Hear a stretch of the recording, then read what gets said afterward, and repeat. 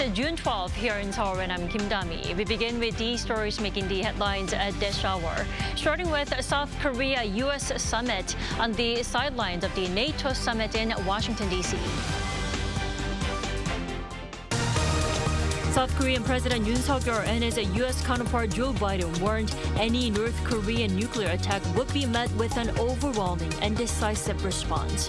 To do that, Seoul's advanced conventional strategy and U.S. nuclear assets will be combined to deter nuclear weapons coming from the north. The minimum hourly wage will be raised to 10,030 Korean won next year, up 1.7% from the current hourly rate. This is the first time the minimum wage has reached above the 10,000 won mark.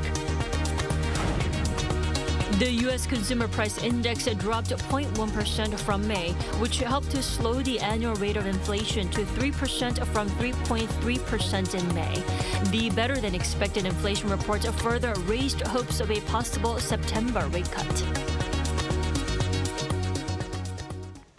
President Yoon sat down with more than 10 leaders on the sidelines of the NATO summit. One of them was U.S. President Joe Biden, where the two sides signed a new guideline for nuclear deterrence on the Korean Peninsula that increases South Korea's involvement in the operation. Our Kim Do-yeon reports. President Yoon and U.S. President Joe Biden welcomed the signing of Seoul and Washington's guidelines on nuclear deterrence and operations on the Korean Peninsula, opening doors to, quote, conventional nuclear integration between the two countries. This came on Thursday during a bilateral meeting between the two leaders at the sidelines of the NATO summit in Washington, D.C. Conventional nuclear integration means combining nuclear and conventional weapons. In other words, U.S. nuclear assets and South Korea's advanced conventional strategy will be combined to deter and respond to North Korea's nuclear weapons. This also indicates that U.S. nuclear assets that can deter North Korea's nuclear threats will be deployed to missions on the Korean Peninsula during both peacetime and wartime. Also, South Korea will be involved in decision-making processes of nuclear deterrence operations, whereas before all decisions were made by the U.S. Since the two countries first established the Nuclear Consultative Group last year, 2 rounds of training have already been provided to South Korean personnel for a better understanding of U.S. nuclear operations. Through the adoption of these joint guidelines, a comprehensive Korea-US integrated deterrence system has been established. This elevates the Korea-US alliance, which has traditionally been based on conventional forces, to a truly nuclear-based alliance.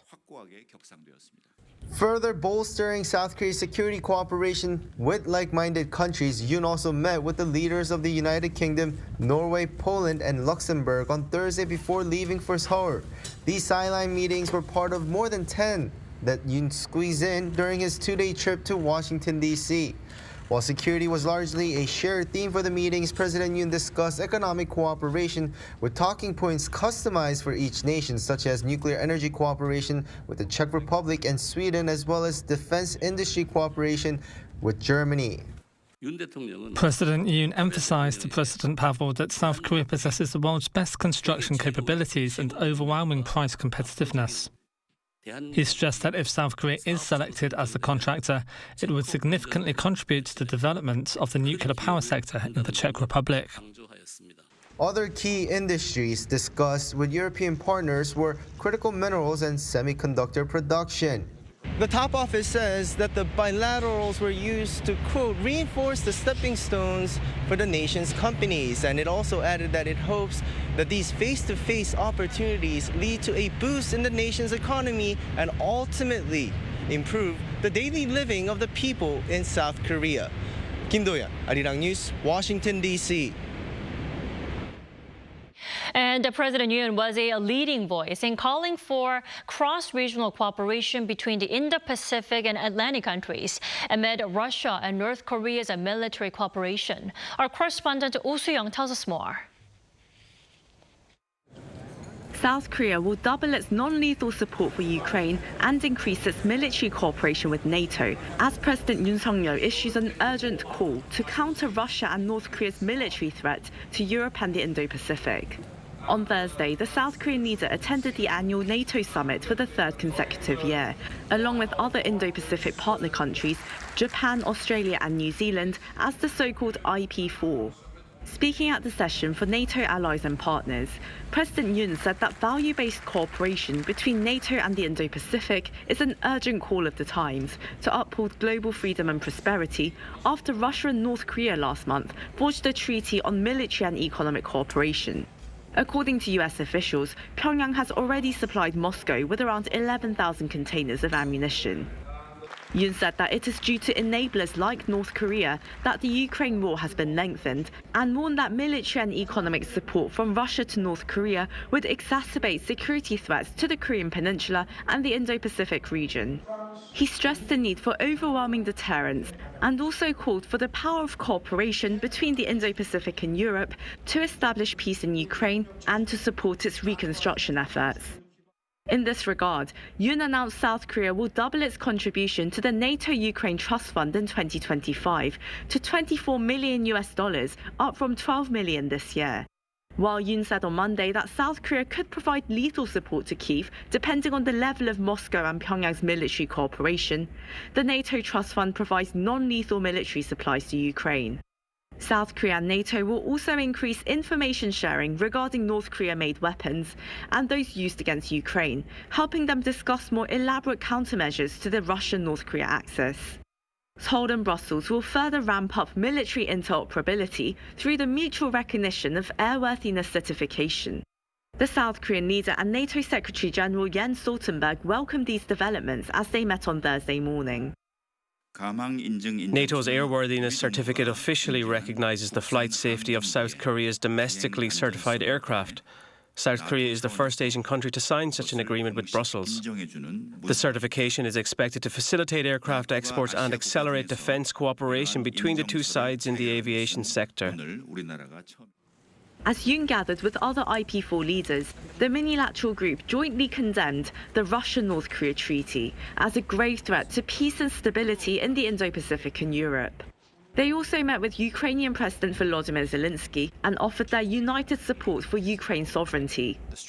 Based on their value-based solidarity, the South Korean leader further suggested the IP4 also expand their scope of cooperation to address the global south, maritime security, cybersecurity, non-proliferation and counter-terrorism. Through participation in the NATO summit, South Korea has enhanced its own security as well as global security cooperation. NATO's focus on the role of IP4, especially South Korea, has been emphasised, and many leaders resonated with President Yoon's remarks, highlighting the need for cooperation with Seoul to strengthen solidarity between the Indo-Pacific region and the Atlantic. Going forward, with the boundaries blurring between Indo-Pacific and Euro-Atlantic security in the face of new complex threats and challenges, Seoul and Washington officials say they hope to institutionalize the cooperation between NATO and IP4 countries, building on their flagship projects on supporting Ukraine, cyber defense and artificial intelligence. Oh Soo-young, Arirang News, Washington, D.C. And NATO leaders forged a membership pledge for Ukraine and took a stronger stance on China's support for Russia. That is the Washington Declaration drawn up at their 75th summit. Let's discuss it more with Professor Joshua Shafrinson. Welcome to the program. Thank you so much for having me. Thanks for joining us. So NATO leaders vowed lasting support for Ukraine, over $43 billion and 5 new strategic air defense systems. The question is this enough for Ukraine to continue its fight against Russia? Well, certainly it's enough for Ukraine to continue the fight. Whether it's enough for Ukraine to win the fight, that is, retake all the territory that Russia seized in the initial stages of the war, is really another matter altogether. We've seen thus far in the war real challenges for the Ukrainian military in overcoming Russian manpower and military advantages. And so while the West has tried to respond with significant military assistance packages and air defenses, it's unclear at this time whether this will be enough to help Ukraine achieve what Ukraine sees as its own definition of victory. Well, then would you say this is the best result out of the NATO summit, or not as much? Well, Well, I think it's about as good as we could reasonably hope because, as we know from the last 2.5 years of the war, NATO allies have been very reluctant to take steps that might actually bring them into a war and bring them into a direct conflict with Moscow. So by continuing to provide military assistance to Ukraine, it's about the maximum of what the West and what the allies can do short of direct intervention. So I think it's about the best plausible outcome from the summit. Even if it isn't the best possible outcome. Yeah. Maybe for now. And many are casting doubts over NATO's promise to send support to Ukraine, as it may not last long, especially if Donald Trump returns to the White House. Are you on the same page? Oh, yes. I think if Donald Trump returns to the White House, all bets are off. It becomes very unclear whether the West will continue, whether the U.S. will continue providing the same level of assistance to Ukraine, if any assistance at all. Well, then what does NATO need to do to prepare for such a scenario, Well, so one thing that came up during the summit, which has come up the last two summits, is the need for the allies to rebuild their militaries after the post-Cold War drawdown. We've seen more countries have responded to the 2% pledge. We've also seen, more importantly, countries begin to rebuild brigades, rebuild artillery, invest in military enablers. And so I think that's what's really going to be needed going forward, more effort along those lines to hedge against the possibility of an American cutoff or perhaps some kind of stalemate in Ukraine over the long term. Definitely. And of course, North Korea and Russia's deepening military ties were among the items topping the agenda at the 75th NATO summit. Professor, do walk us through how the relationship is a common threat to the NATO and also the IP4 countries. Well, I think it's certainly true that North Korean assistance to Russia has helped Russia stay in this fight and actually stand up to the combined efforts of the NATO allies. And so in that regard, I do agree that growing Russian-North Korean solidarity is a real problem for both areas. I think at the same time, both the Indo-Pacific and the European countries have different perceptions of exactly how intense these threats are and how unified they'll be over the long term. So right now they're agreed. I think over the long term, there may be a little more disagreement coming down. And on top of North Korea and Russia, there was also China. NATO members this year called Beijing a decisive enabler of Russia's war in Ukraine, perhaps in the hope that calling the country will stop China from backing Moscow so much. But what actual steps or measures can NATO and the IP4 come up with that will actually dissuade China from aiding Russia? Well, so the problem is right now, it's not a matter of dissuading China from aiding Russia. It's actually getting China to change course. It's a coercive issue. And I think the problem there is the NATO allies have very few toolkits. They can certainly condemn Chinese efforts, but as we know, economic sanctions against China are going to be of limited appeal to the West and very limited impact in China itself. It's not like the West is going to go to war with China over this issue. So the reality is that you need a diplomatic solution, and I'm just not sure that calling China out in this fashion is what takes you forward to that end. And South Korean President Yoon was invited to the summit for the third year in a row. That's a first for any South Korean leader in history. How is South Korea's status being recognized on a global level? Well, I think it's obvious. South Korea is seen as a critical provider of military assistance, of economic assistance to many countries. It's been a prominent diplomatic supporter of the fight against Russia via NATO. And I think, too, it reflects the fact that South Korea produces some of the best military hardware, some of the highest tech military equipment in the world. And so this really shows South Korea's maturation as an important player in important areas on the global stage today. Well, I have to ask you, will South Korea be invited next year again? What do you think? Well, I think it depends a lot if Donald Trump is president. I think if he is, unclear. But if he isn't, I would expect South Korea to reappear.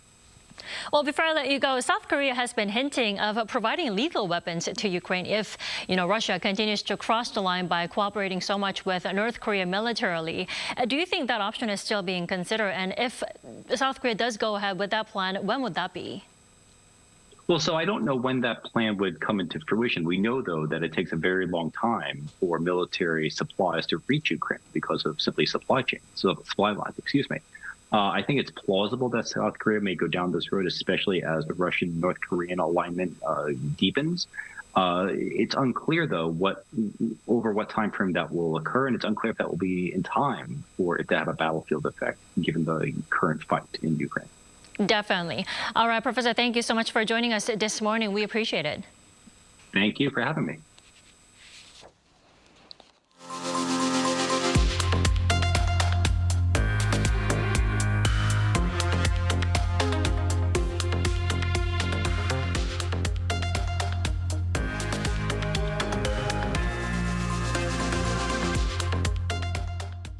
The domestically developed Bigung guided missile is set to undergo a final test conducted by the Pentagon over in Hawaii on Friday local time. This makes South Korea a step away from securing a historic arms deals with the world's largest defense market, the U.S. Our defense correspondent Choi Min-jung reports. South Korea is on the brink of clinching its first ever defense export deal with the U.S. The country's Bigung Poniard-guided rocket system, developed by defense company LIG Next One in cooperation with the Agency for Defense Development, is scheduled to be test-fired in waters off Hawaii on Friday local time, on the sidelines of the Rim of the Pacific exercise. This is the last in a series of recent successful tests conducted by the U.S. Defense Department. The foreign comparative test is aimed to see whether foreign weapons satisfy valid defense requirements for use in the U.S. Success would mark a significant milestone as it would open the door for exports, representing the first time a complete South Korean-made weapon system is integrated into Washington's arsenal. This will serve as an opportunity for the world to once again recognize the excellence of South Korea's guided weapons. The Bigung is a 70mm low-cost guided imaging rocket that can be fired from land, sea, and air. It's known for its cost-effectiveness and ability to accurately hit multiple targets at once. Choi Min-jung, Arirang News, Hawaii. South Korea's minimum wage for next year will be, for the first time, surpassed 10,000 Korean won per hour. The Minimum Wage Commission on Friday voted to set the minimum wage at 10,030 Korean won, or around $7.30 at the current exchange rate. That's an increase of 1.7% from this year. While this is the first time since the minimum wage was introduced in 1988 that it has entered the 10,000 won range, the rise is the second smallest ever. The Minimum Wage Commission will submit the new wage plan to the Labor Ministry, which is expected to confirm it by August 5th. The U.S. Consumer Price Index in June rose 3% on-year, compared to 3.3% the month before. The latest data released by the U.S. Labor Department on Thursday also marked a third straight month of declines, falling below market expectation of 3.1%. On-month, however, prices fell by 0.1% in June, recording an on-month decrease for the first time in 4 years and driving speculation of interest rate cuts. The Chicago Mercantile Exchange of FedWatch, which predicts interest rate policies, raised the possibility of the U.S. Fed lowering its key rates by 0.25 percentage points in September to more than 80%. Despite expectations, Wall Street was mixed on Thursday as major stocks like Tesla fell by more than 8%, while Nvidia also fell nearly 5%.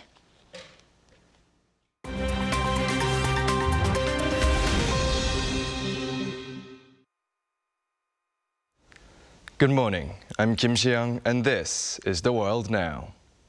The United Nations General Assembly has voted on a resolution demanding that Russia withdraw its military from Ukraine's Zaporizhzhia nuclear power plant.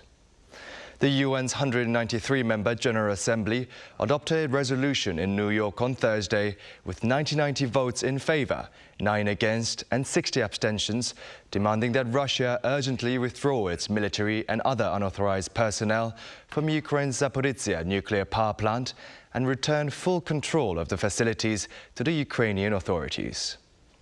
Throughout the war, Ukraine and Russia have accused each other of aerial strikes on Europe's largest nuclear power plant.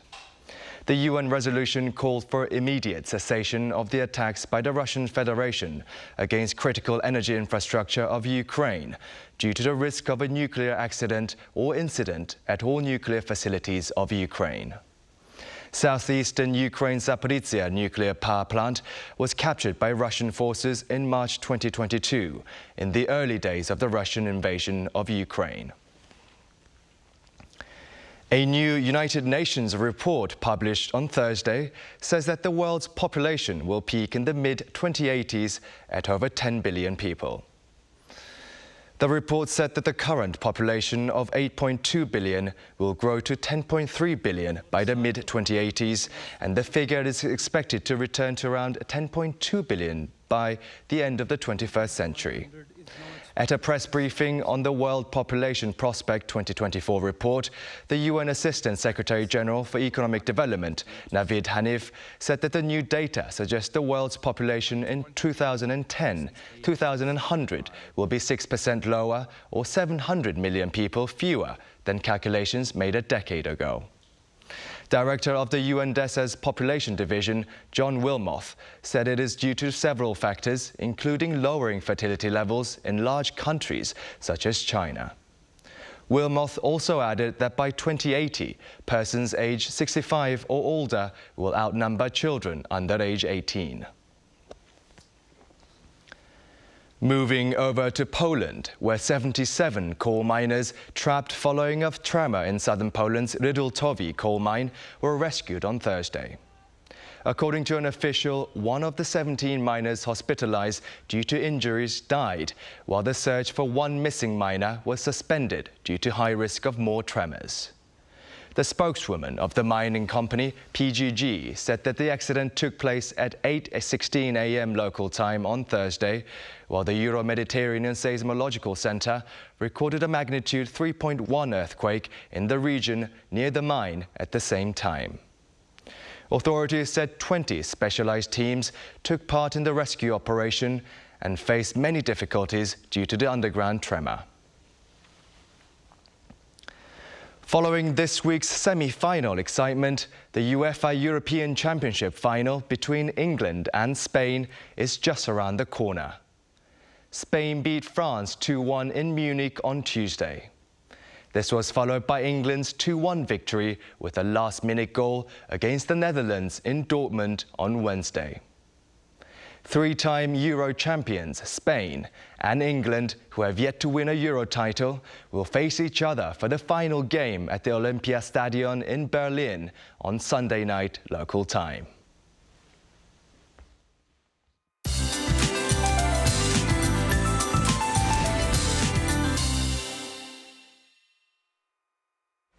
Good morning. Monsoon rain takes a break in most regions, but heat stays with a heat advisory in place for the third consecutive day in the capital, although it has been bearable last few days. However, temperatures will go up further, so it will be hotter with that high humidity. Meanwhile, you still need to carry an umbrella. Sporadic heavy rain could come down in the afternoon along with thunderstorms, and it could pour down with 5 to 6 millimeters in the forecast. Starting out the day under cloudy skies in most of Korea, and it will stay that way except in Gyeongsang-do provinces, where sunnier skies are in the forecast until that passing rain comes. Feels like temperatures will be higher than actual numbers, with a high of 32 degrees here in the capital. Daejeon, Gwangju see a high of 31 degrees Celsius. Now, monsoon rain returns to Jeju tomorrow, spreading to the rest of southern regions over the weekend. Then it will rain nationwide next Tuesday. With that in mind, let's take a look at the international weather conditions.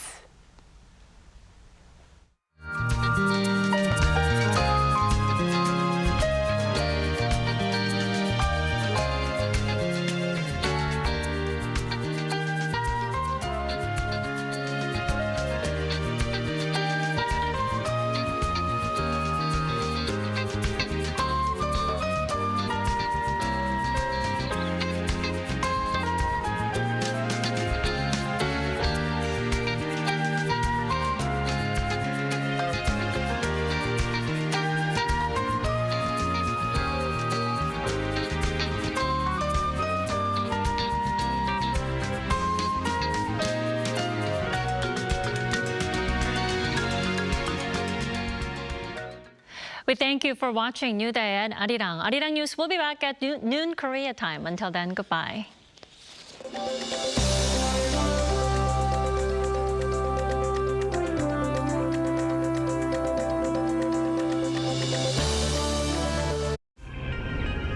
한국에 오면 먹어야죠.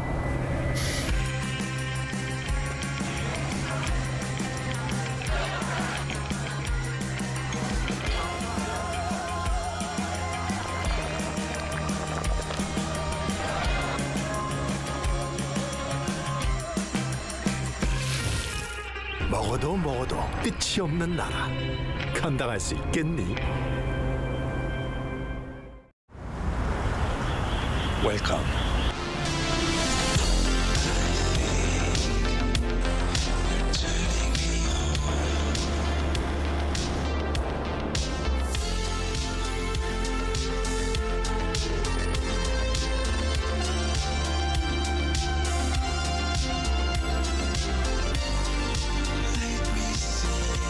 (24시간) 불이 꺼지지 않는 나라.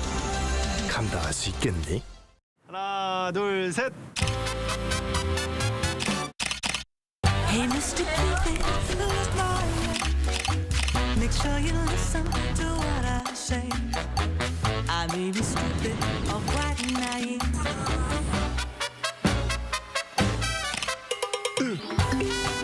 끝없이 쏟아지는 포토스팟.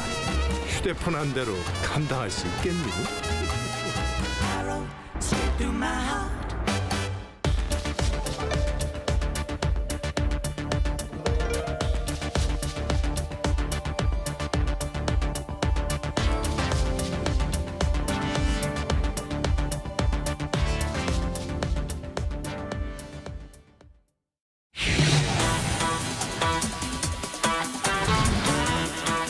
시작입니다. 하나 스탠바이. 하나 스타트.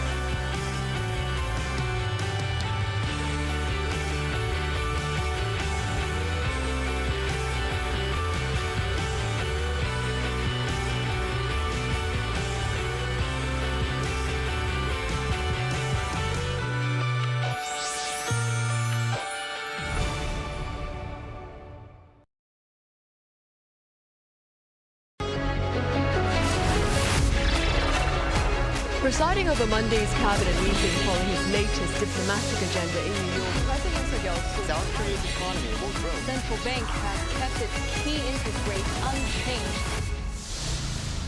Mission complete for rocket booty selfish. Seoul is rallying in hopes of bringing the World Expo 2030.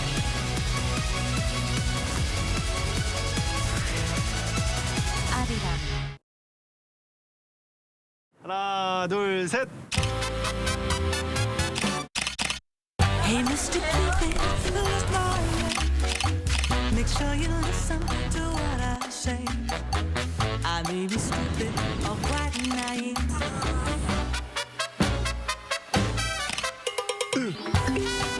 끝없이 쏟아지는 포토스팟. 휴대폰 한 대로 감당할 수 있겠니? Arrow straight through my heart. 웰컴.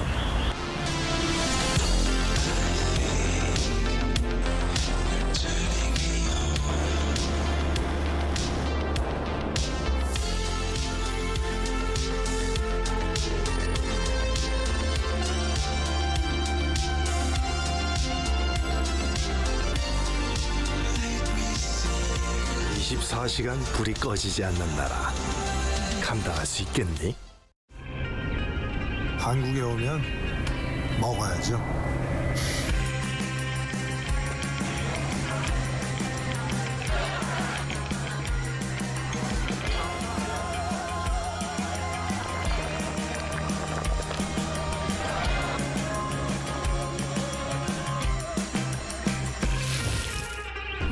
먹어도 끝이 없는 나라. 감당할 수 있겠니?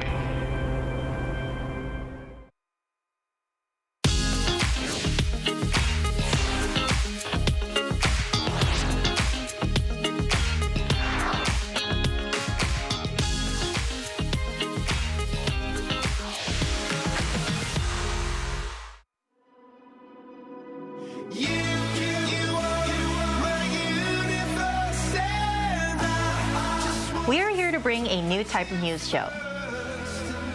New insights, new styles, and new topics every day. We are News Generation. Bring news just for you. It's Friday, July 12th here in Seoul. I'm Song Yujin and you're watching News Generation. Today we're joined by Im Sang-hyuk. Happy Friday. Happy Friday. And we actually have a new panelist joining us today. He is Ki Kim. Hello, my name is Ki Kim and I've been in this very building for 19 years, doing a lot of different TV shows, voiceover, and currently I do the news for the radio. Welcome, welcome. Thank you for having me. Now, both are here to speak on behalf of those in their 20s and 30s. Now, as usual, we're going to start with our news feed, which covers different hashtags and news items that have been trending online over the past 24 hours. Here in Korea, the country is on the brink of becoming a super-aged society where those aged 65 or older make up more than 20% of the population. According to the Interior Ministry, as of Wednesday, this demographic stands at 10.62 million people, representing 19.51% of the total registered population. Moving on the cultural front, K-pop girl group New Jeans has been officially appointed as the 2024 Korea Tourism Honorary Ambassador. Every year, the Culture Ministry and the Korea Tourism Organization select an ambassador to promote Korea and its culture to the world. Previous ambassadors include Emmy-winning actor Lee Jung-jae in 2023, BTS in 2022, and football star Son Heung-min in 2021. Finally, in sports news, there is a heated debate surrounding Hong Myung-bo, the new manager of the Korean men's national football team. Until yesterday, Hong was the head coach of Ulsan HDFC, a top team in the domestic K-League. His sudden departure mid-season has left many fans upset and feeling betrayed, with some calling him Pinocchio Hong and accusing him of being a liar. The controversy stems from Hong's previous statements where he assured fans that he wouldn't be considered as the national team coach position if more experienced and accomplished candidates were available. Now, this led to many believe that he was committed to staying with Ulsan HD. Adding fuel to the fire, Hong's final match as head coach ended in a disappointing 1-0 loss against Gwangju FC on Wednesday. So, to our panelists, I want to ask you guys, why are fans so infuriated, and do you share their sentiment too? Sure, I do share their sentiment. KFA, the Korea Football Association, hadn't exactly been meeting Koreans' expectation. Now, fans have very high expectation nowadays. They're very, very enthusiastic, and they understand the sports and its procedure.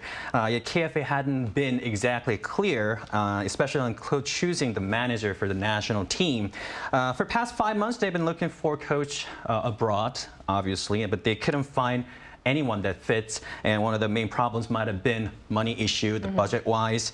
And the president Jung Mong-gyu once said, even if I bring Alex Ferguson, the legendary manager at the head coach at the Manchester United States, the people still wouldn't be 100% happy. And after announcing that Hong Myung-bo is going to be the manager for the national team, Jung Myung-gyu strangely or miraculously disappeared again, and KFA just been busy praising Hong, why he should be the head coach of the national team.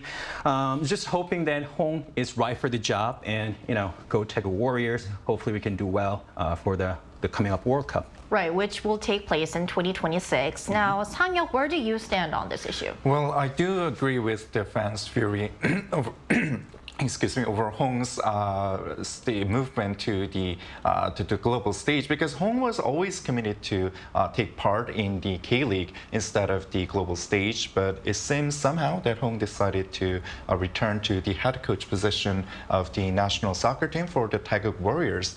But I do think that this criticisms over Hong is kind of overly heated right now, because the head coach position itself is like a poison chalice where you have to receive the criticism anyway until the scores turn out to be good in the actual game.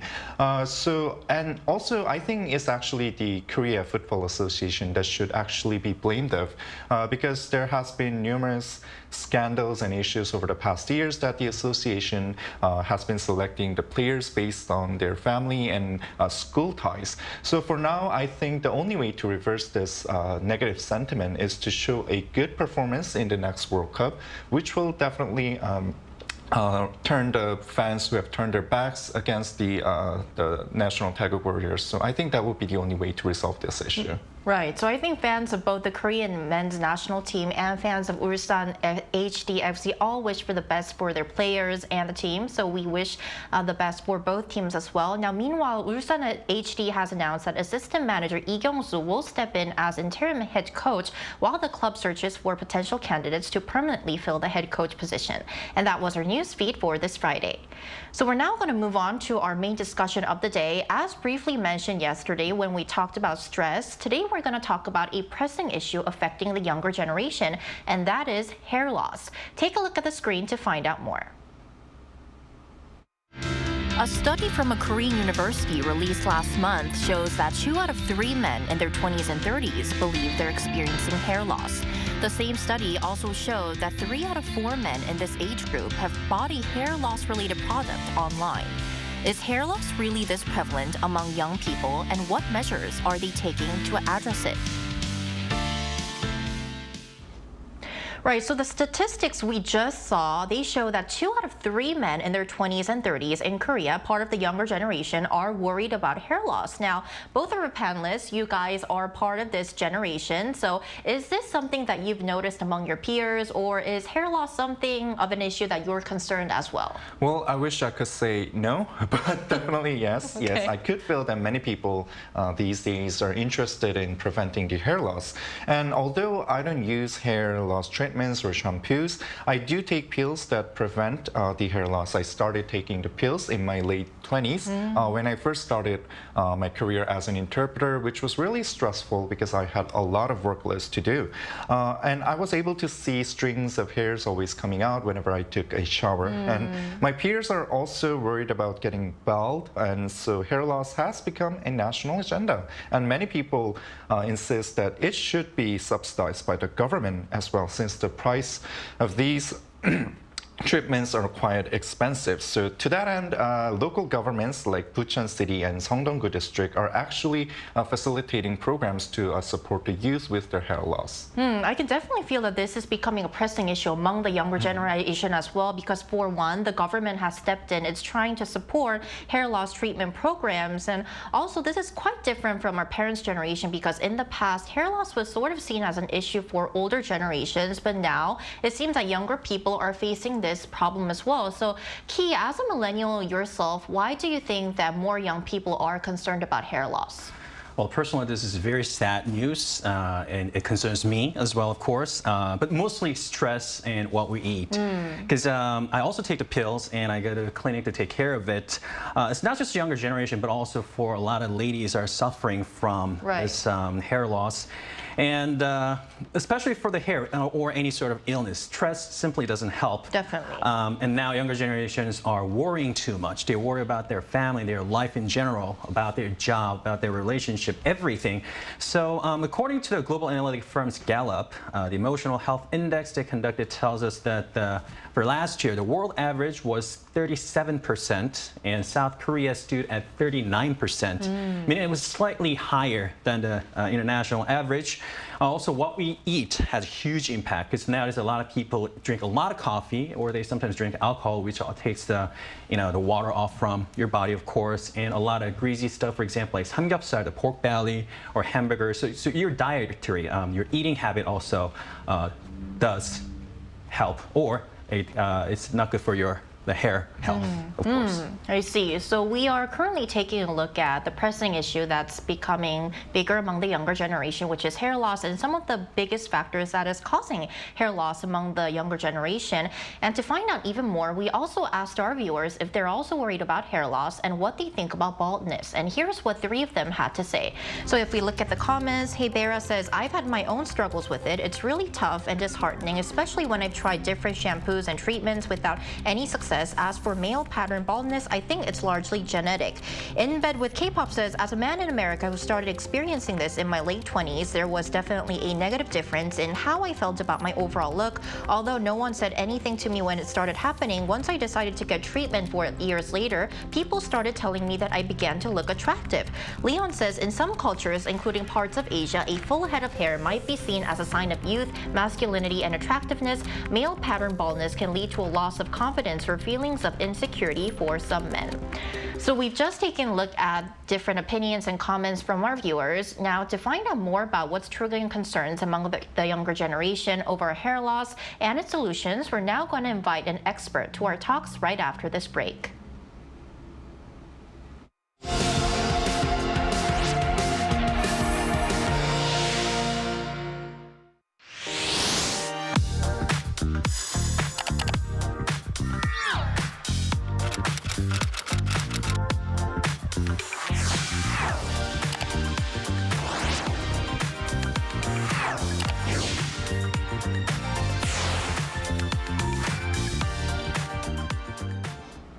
So today we're joined by Dr. Jang Sung-ho, Chief Surgeon at the Full Hair Treatment Clinic in Daegu City. Welcome, Dr. Jang, to the show. Hello, thanks for having me. It's lovely to have you. So our first question for you today, doctor, is are you actually seeing an increase in young people experiencing hair loss at your clinic? Yes, we've observed an increase in young people experiencing hair loss at our clinic recently. It's becoming more common among our patients. Studies indicate that around 20% of men start experiencing hair loss by the age of 20, with the numbers rising significantly as they age. Women also report higher rates of hair thinning and loss, particularly in their late 20s and 30s. This trend can be attributed to lifestyle changes, increased stress, and environmental factors.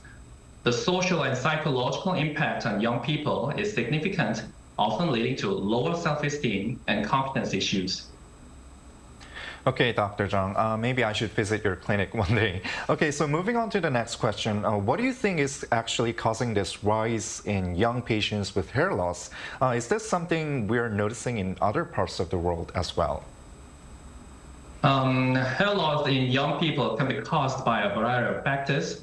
The primary cause is genetic predisposition, known as androgenetic alopecia.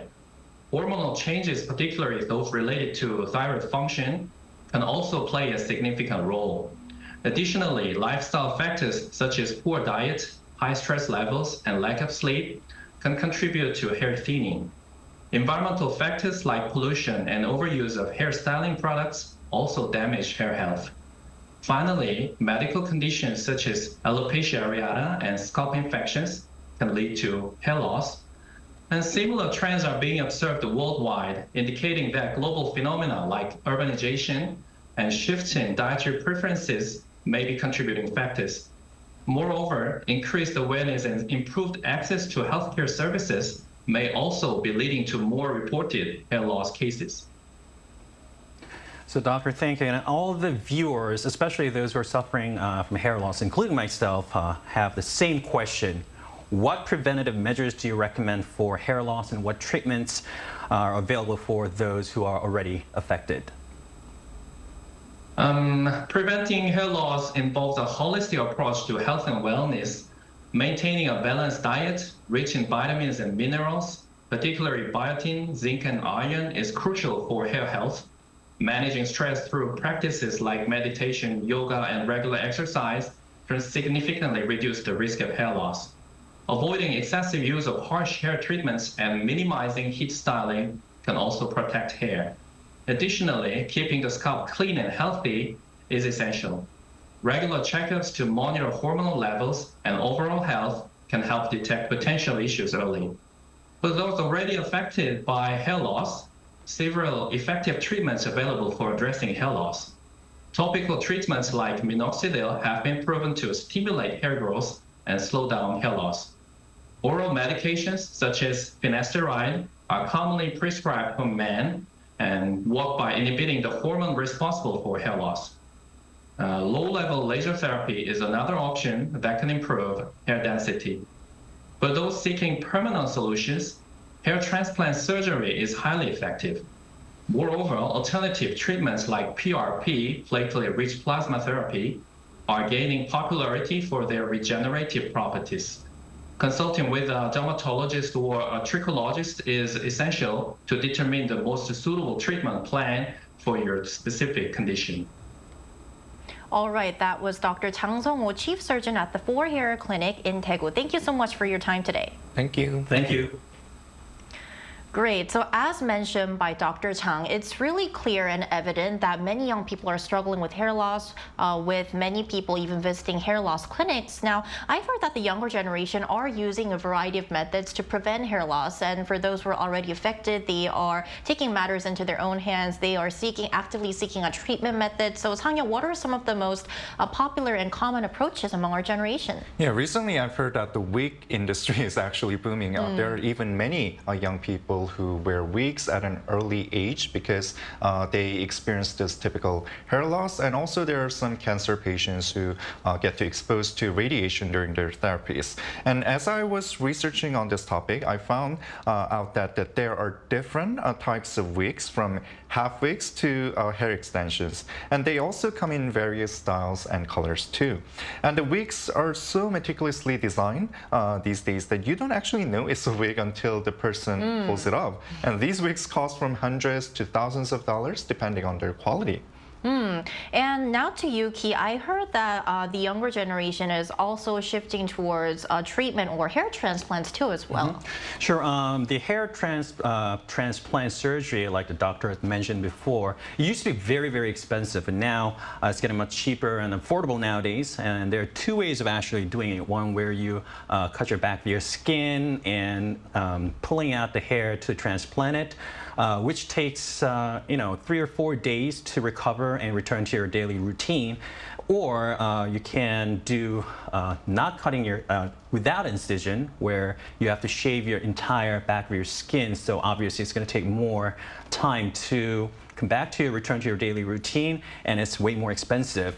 And there's a lot of hair products, shampoos, ampoules, ointment types out there, but they're not all that effective as they promote it. So the best way, like the doctor said, is to go to the clinic and ask your doctor, the professional, and check your hair status and apply the right one. And because it's not covered by the insurance, some of them are very expensive, just letting you know that. Right, we should definitely keep that in mind. And also getting advice from an expert or a professional is always really helpful. Now, before we wrap up today's discussion, is there anything that you guys would like to add on this topic? Because this is obviously becoming a bigger concern, not only to males, but females like me too. Yeah, so I have a friend who's working as a pharmacist, and he always mentioned that recovering hair loss is an uncharted path for the modern pharmaceutics. He also mentioned that hair loss treatment pills could bring potential side effects like prostatitis and hormone dysfunction. So I guess we have to bear that in mind before taking the pills. And there are many hair loss treatments launched in the market these days, and I think we should at least get advice from medical experts like Dr. Chang before we actually buy them. Right, because we want to know what kind of side effects might these treatments have, and also find what's most effective for each and every individual. Now to you, Ki, any last comments that you'd like to add? From the early 30s, I've been really taking care of my hair because my job is to be in front of the camera, obviously. So, and then also the look is very important nowadays, right? Everywhere you go, when you're a job interview, or you could go on a date. So for those dating agencies or matchmaking companies, they look at literally everything: your educational background, your family status, or how much money you make a year. And for a lot of companies, they put the hair loss as one of their criteria, which is very important. But so many people are stressed about losing their hair. That includes me. But let me just remind you, like the doctor said, having enough sleep is a very important thing. And number 2, drink a lot of water. And lastly, having less stress is the key to not having a hair loss. Definitely. Having enough amount of sleep, having a healthy diet, and also, most importantly, stress management. Now, if you want to know more about the effective ways to manage or alleviate your stress, you can check out NewsGen's episode yesterday, which was on how millennials and Gen Zs take care of their stress in their own ways. Now, that's all the time we have for today. But as you know, NewsGen is here every day from 9:30 to 10 a.m. Korea time, bringing you more topics young people are are talking about. Special thanks today to Im Sang-hyuk. My pleasure, as always. And our new panelist, Ki Kim. Thank you. And thank you everyone for watching and hope you have a lovely weekend. We are News Generation.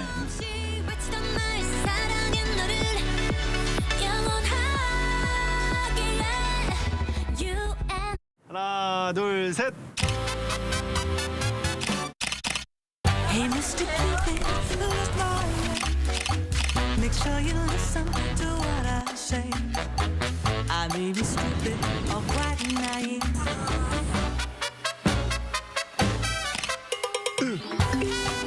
끝없이 쏟아지는 포토스팟. 휴대폰 한 대로 감당할 수 있겠니?